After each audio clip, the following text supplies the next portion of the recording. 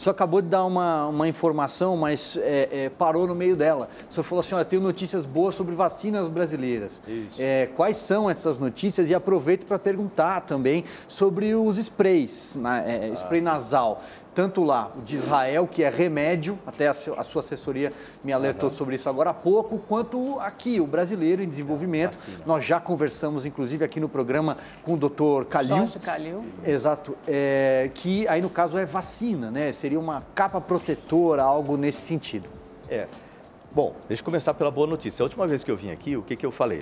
Nós investimos no ano passado, desde o início das pesquisas, em março, né, quando nós conseguimos os recursos, até o momento, investimos em 16 plataformas diferentes. Então, são meios diferentes de fazer vacinas, tecnologias, como vírus inativado, partes do vírus irradiado, proteína do vírus, proteína S1 e assim por diante, mensageiros e tal. Investimos em 16 plataformas de vacina. Por quê?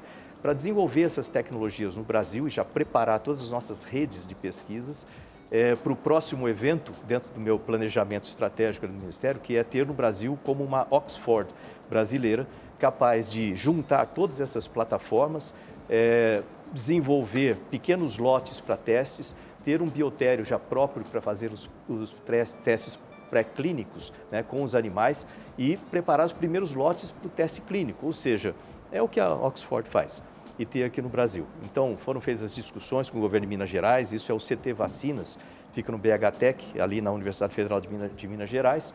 Então, tudo isso tem caminhado muito bem com o governo de Minas para preparar isso. E eu falei também que dessas 16 plataformas, nós tínhamos 3 que já estavam na fase de pré-clínico, né, fazendo os testes com animais, para os ajustes finais, para entrar depois nos testes clínicos.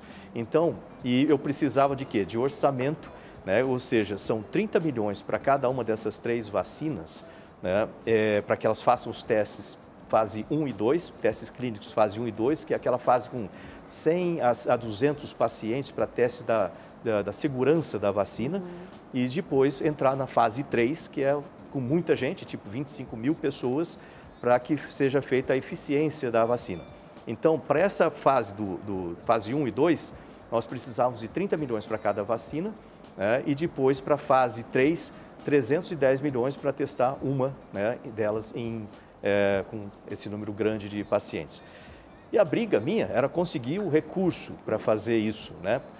Então, é uma boa notícia, eu não tenho recurso total ainda, mas eu já consegui o recurso para fazer os testes clínicos fase 1 e 2 com pelo menos uma das vacinas, aquela que primeiro passar na Anvisa. Então, elas já estão dando entrada na Anvisa, né, para esses testes, em testes preliminares, vamos chamar assim, são as documentações preliminares com a Anvisa, mas o bom é que eu já garanti, então, o recurso para aquela que passar na Anvisa agora, a gente já começa, sem atraso, fazer logo os testes em fase 1 e 2, o que é muito importante. Aí você vai falar, pô, da onde você conseguiu esse recurso? Né? Infelizmente, não veio do Ministério da Economia, a gente teve uma série de trabalhos para tentar conseguir com eles, não deu certo. Mas o que eu fiz então? Eu peguei dentro do próprio Ministério, eu consegui separar esses 30 milhões, eu certamente vou ter que cortar alguns projetos lá na frente, fala assim, pô, essa parte é ruim, mas lembra que dá prioridade. Nós temos quase 2.000 pessoas morrendo por dia e vacina é importante. Então, esse desenvolvimento ele é prioritário sobre basicamente quase todos os outros projetos do Ministério, por isso que eu vou ter que fazer alguns cortes lá na frente, mas eu falei, vou colocar agora para a gente começar já a andar com essas vacinas e depois eu vou ajustando, trocando o pneu do carro em movimento. Mas é possível dizer, por exemplo, que em 2021 nós teremos uma vacina brasileira já pronta para ser utilizada? Começando agora esses testes, vamos supor que depende um pouco da aprovação da Anvisa, não sei exatamente quanto tempo, mas supondo que a Anvisa seja rápida em fazer essa aprovação, eles são muito eficientes lá. Nós temos cerca de 3 meses para fazer os testes em fase 1 e 2 e, lógico, que a gente vai fazendo aberturas intermediárias para ver o resultado em termos de segurança e aí iniciar os testes em fase 3. Geralmente, esses testes demoram bastante, mas na situação que nós estamos, é possível, né, apertar isso para que ainda seja feito esse ano e lembrando que no meio dos testes é possível fazer uma abertura dos resultados e pedir, então, assim como foi feita com todas as vacinas que estão aí, pedir né, para que seja feita a aplicação em situação emergencial, né, na Anvisa, de forma que a gente possa utilizar a vacina. Então, sim, é possível ter o resultado esse ano.